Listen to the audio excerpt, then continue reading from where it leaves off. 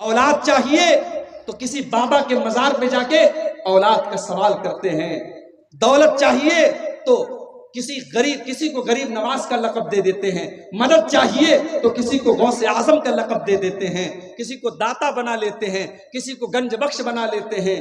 جو مقام اللہ کا ہے، جو درجہ اللہ کا ہے، وہ غیر اللہ کو دے دیتے ہیں۔ اور اگر آپ کو یقین نہ آتا ہو، ہمارے یو پی میں بہت ساری مثالیں آپ کو مل جائیں گی۔ بریلی میں پاگل خانہ بھی مشہور ہے اور بریلی میں ایک درگاہ بھی ہے، آپ جائیں اور دیکھیں، اپنی نظروں سے، اپنی آنکھوں سے دیکھیں کہ وہاں کیا ہو رہا ہے میرے بھائی۔ اجمیر چلے جائیں آپ، دلی میں نظام الدین کی درگاہ پہ چلے جائیں، کرے غیر گر بت کی پوجا تو کافر، کواکب میں مانے کرشمہ تو کافر، جھکے آگ پر پہرے سجدہ تو کافر، جو ٹھہرائے بیٹا خدا کا تو کافر، مگر مومنوں پر کشادہ ہے راہیں، پرستش کریں شوق سے جس کی چاہیں، نبی کو جو چاہیں خدا کر دکھائیں، اماموں کا رتبہ نبی سے بڑھائیں، مزاروں پہ جا جا کے نظریں چڑھائیں، شہیدوں سے جا جا کے مانگے دعائیں، نہ توحید میں کچھ فرق اس سے آوے، نہ اسلام بگڑے نہ ایمان جاوے۔ یہ مولانا حالی کا شعر ہے، انہوں نے آج سے 100 سال پہلے کہا تھا۔ 2023 آ گیا، ہم چاند پر پہنچ گئے، مگر مسلمانوں کی سوسائٹی اور سماج میں آج بھی یہ تمام چیزیں ہو رہی ہیں میرے بھائیوں۔ جب ہم شرک کریں گے، جب اللہ کی توحید کے ساتھ غداری کریں گے، جب ہم غیر اللہ کے نام پہ بکرے ذبح کریں گے، غیر اللہ کے نام پہ مرغے ذبح کریں گے، جب اپنے بچوں کو لال کالے پیلے تعویذ پہنائیں گے، جب ہماری توحید گڑبڑ ہوگی تو اللہ کی مدد کہاں سے آئے گی؟ اللہ کے نبی کہہ رہے ہیں جو توحید پر رہے گا جنت اس کو ملے۔ اور ایک بات اور نوٹ کر لیجئے، صرف توحید پر رہنا کافی نہیں ہے، آخری دم تک توحید پر رہنا یہ ضروری ہے۔ ساری زندگی انسان توحید پر رہا، مرنے کے پہلے اس نے شرک کر لیا اور بغیر توبہ کی اس کا انتقال ہو گیا، اب اللہ تبارک و تعالیٰ کیا اس کی ساری زندگی بھر کی نیکیاں تو برباد ہو جائیں گی۔ اس لیے کہ اللہ قرآن میں کہتا ہے وَلَا تَمُوتُنَّ إِلَّا وَأَنْتُمْ مُسْلِمُونَ۔ اے مسلمانوں کان کھول کر کے سن لو، تمہیں موت آئے تو ایمان کی حالت میں آئے، تمہیں موت آئے تو توحید کی حالت میں آئے، مرتے دم تک تمہیں توحید کی حفاظت کرنا ہے، ایمان پر خاتمہ ہونا ضروری ہے۔ اگر ایمان پر خاتمہ نہ ہوا، اگر شرک کے اوپر تمہارا خاتمہ ہوا تو تم برباد ہو جاؤ گے۔ آپ دیکھ لیں، ابو طالب کا نام سنا ہے آپ نے؟ بولو بھائی، سن رہے ہو یا سو گئے؟ ابو طالب کون تھے؟ نبی کے چچا تھے، نبی کو پالا تھا، نبی کا ڈیفنس کرتے تھے، نبی سے محبت کرتے تھے، سب تھا، ایمان نہیں لائے تھے۔ ابو طالب کا آخری ٹائم آیا، اللہ کے پیارے نبی اپنے چچا کے پاس جاتے ہیں، بخاری کے الفاظ ہیں اور کہتے ہیں یا عمی قل لا الہ الا اللہ، اے چچا جان آپ کلمہ پڑھ لیجئے، آپ لا الہ الا اللہ پڑھ لیجئے، اے چچا جان میں گارنٹی دے رہا ہوں اگر آپ یہ کلمہ پڑھ کر کے دنیا سے جائیں گے، اے چچا میں اللہ تعالیٰ کے یہاں اس کلمے کے ذریعے آپ کے لیے بحث کروں گا۔ میرے چچا نے کلمہ پڑھا تھا، اے اللہ تو میرے چچا کو جنت میں ڈال دے، اے چچا بس آپ کلمہ پڑھ دیجئے۔ اللہ کے نبی اپنے چچا کو کلمہ پڑھنے کے لیے پریشر ڈال رہے ہیں، آپ ان کے اوپر دباؤ ڈال رہے ہیں، اور وہیں پر ابو لہب بھی بیٹھا تھا، وہیں پر عبداللہ ابن امیہ بھی بیٹھا تھا، یہ دونوں گرو گھنٹال بھی بیٹھے تھے۔ ان دونوں نے کہا خبردار ابو طالب، اپنے باپ دادا کا طریقہ مت چھوڑنا، بڑا مشکل کام ہے۔ ابھی میرا پروگرام تھا، اسی بہار میں ایک جگہ پڑتی ہے جہان آباد، جہان آباد کے آگے گاؤں ہے، گاؤں کا نام ہے ڈبری، بڑا پچھڑا ہوا علاقہ ہے۔ پچھلے جمعہ کو میرا پروگرام تھا، گیا میں وہاں بیچارے 2-4 لڑکے اہل حدیث میں، آپ کے علاقے میں 100% لوگ اہل حدیث ہیں، آپ اللہ کا شکر ادا کریں، ورنہ اسی ہندوستان میں نہیں، اسی بہار میں کتنے ایسے گاؤں ہیں میرے بھائی جہاں 2 آدمی 4 آدمی اہل حدیث ہیں بیچارے، وہ اگر کہیں سینے پر ہاتھ باندھے تو ان کو مارا جاتا ہے، کسی مسجد میں جا کر کے وہ آمین زور سے بولتے ان کو نکال دیا جاتا ہے، وہ بیچارے مجبور ہیں، ان کے بچے اپنے باپ کے اہل حدیث ہونے کے باوجود اور قرآن و حدیث پر چلنے والا ہونے کے باوجود ان کے بچے ماحول نہ ملنے کی وجہ سے اور سماج نہ ملنے کی وجہ سے بچے دوسرے راستے پر چلے جاتے ہیں۔ میرے بھائیوں آپ کی برادری شیرسابادی برادری میں آج الحمدللہ اگر 100% آپ قرآن و حدیث پر چلنے والے ہیں، بہت بڑی نعمت ہے. اس نعمت پر آپ اللہ کا جتنا شکر ادا کریں. وہ گاؤں وہاں 2-4 لوگ بیچارے اہل حدیث ہوئے اور باقی لوگ سب وہی پرانے باپ دادا کے ڈھرے پہ چلے آئے. محرم پر تعزیہ نکل رہا ہے، ربیع الاول میں جلوس نکل رہا ہے، مزاروں پر سجدہ بھی ہو رہا ہے، جہالت پھیلی ہوئی ہے. میں نے وہاں تقریر کی. تقریر کے بعد جب جانے لگا تو ایک آدمی آیا، بولا مولانا آپ کی بات بالکل صحیح ہے، آپ کی بات ساری باتیں بالکل صحیح ہیں، مگر ہم نے باپ دادا کو جو کرتے ہوئے دیکھا ہے اسے چھوڑنا بہت مشکل تھا. باپ دادا جو کرتے چلے آئے اس کام کو چھوڑنا آسان کام نہیں ہے میرے بھائیوں، اس کے لیے بڑی ہمت کی ضرورت ہے.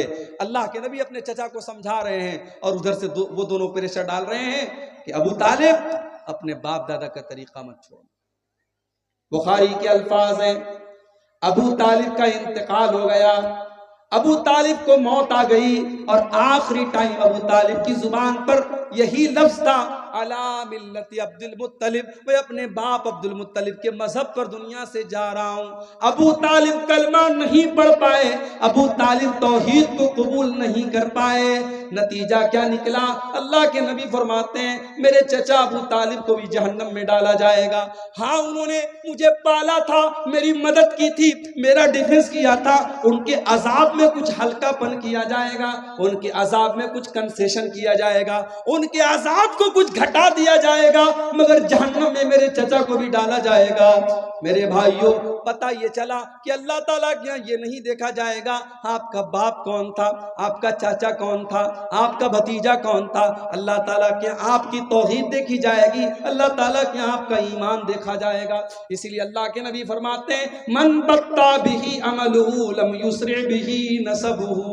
اگر کوئی انسان اپنے عمل میں پیچھے ہے اور نسب میں بہت آگے ہے، بہت اونچے خاندان کا ہے، اللہ کو اس سے کوئی مطلب نہیں ہے. آپ کا عمل کیسا ہے، آپ کا کردار کیسا ہے اور آپ کا عقیدہ کیسا ہے، اللہ کے یہاں یہ دیکھا جائے گا. تو پہلی چیز جو ہمیں جنت میں لے کے جانے والی ہے میرے بھائیوں وہ توحید ہے.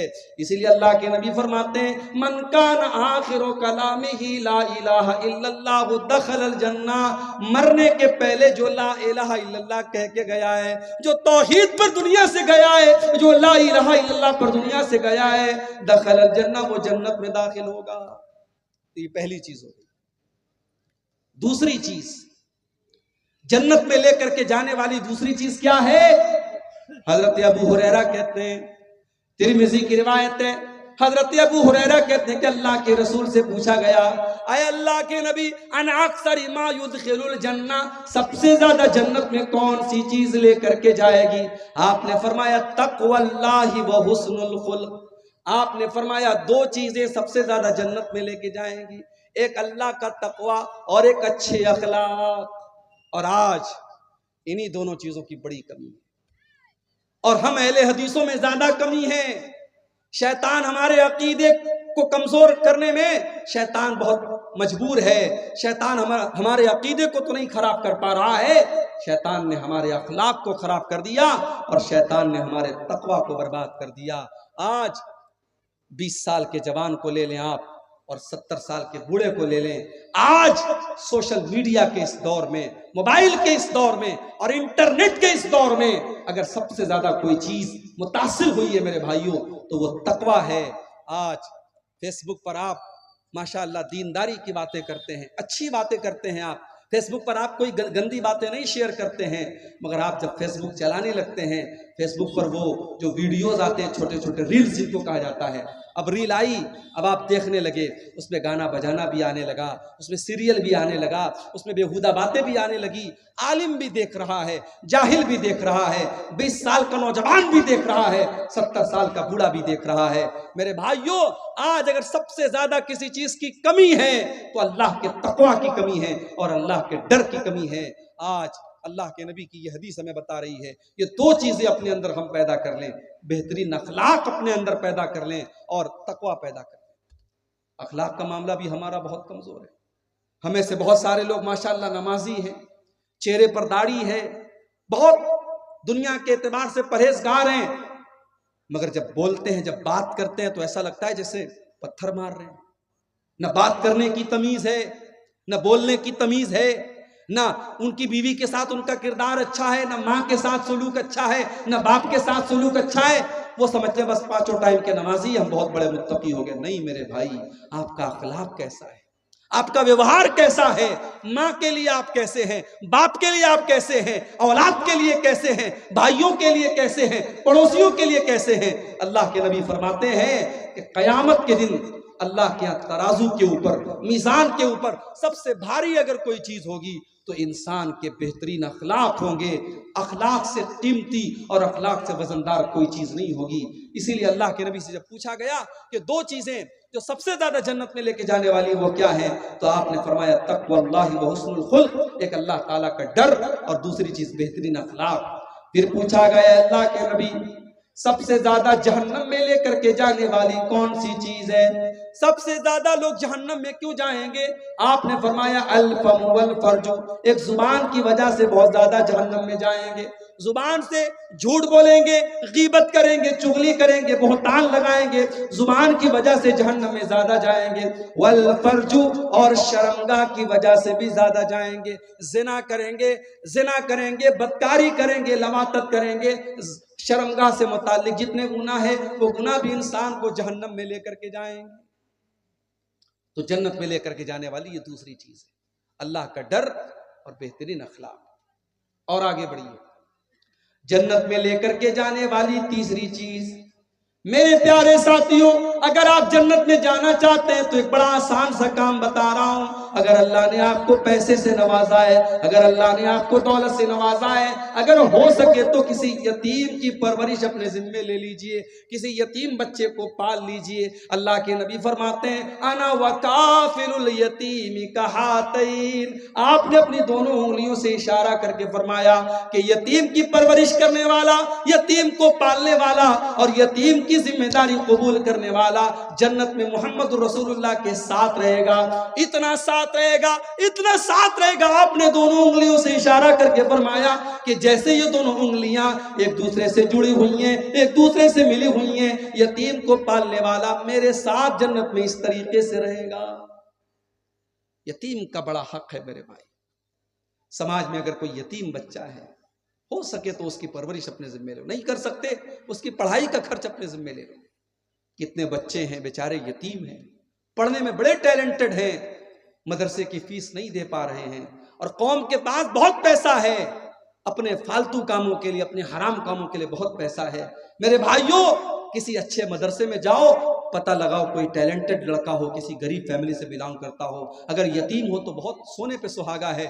یتیم بچہ ہے، مدرسے والوں سے کہو مولانا اس بچے کی جو بھی فیس ہے سال بھر کی میں اپنے ذمے لے لیتا ہوں، یہ کام کر لو. چلو پوری پرورش نہیں کر سکتے، پڑھائی اس کی اپنے ذمے لے لو. وہ لڑکا کل عالم بنے گا، کل حافظ بنے گا، دین کا دائی بنے گا، دین کا مبلغ بنے گا، تقریریں کرے گا، خطبے دے گا، کتابیں لکھے گا. جو بھی علم پھیلائے گا اس کا ثواب آپ کو میرے بھائیوں ملتا رہے گا. یہ بھی صدقہ جاریہ کی ایک شکل ہے. اللہ کے نبی نے فرمایا کہ یتیم کی پرورش اپنے ذمے لے. 3 چیزیں ہو گئی. نمبر 4، جنت میں لے کر کے جانے والی چوتھی چیز، یہ بھی بہت آسان کام ہے، بس 2 کام آپ کو کرنا ہے. یہ حدیث سنا دیتا ہوں. اللہ کے نبی کے ایک صحابی ہیں، ان کا نام ہے ہانی رضی اللہ تعالیٰ عنہ. ہانی کہتے ہیں میں اللہ کے رسول کے پاس گیا، میں نے کہا اے اللہ کے نبی مجھے کوئی ایسا عمل بتا دیجئے ما یوجب الجنہ، جو جنت کو واجب کر دے. کوئی ایسا کام بتا دیجئے کہ اگر میں وہ کام کروں تو جنت میرے لیے واجب ہو جائے، میں ہر حال میں جنت میں چلا جاؤں. اللہ کے نبی نے فرمایا علیک بحسن الکلام وبذل الطعام، اے میرے صحابی تو 2 کام کر لے تو جنت میں چلا جائے گا. پہلا کام تو یہ کر لے، حسن الکلام، جب تو کلام کرے، جب تو بات چیت کرے، جب تو گفتگو کرے، جب کسی سے کوئی بات کہے تو تیری بات کا انداز اچھا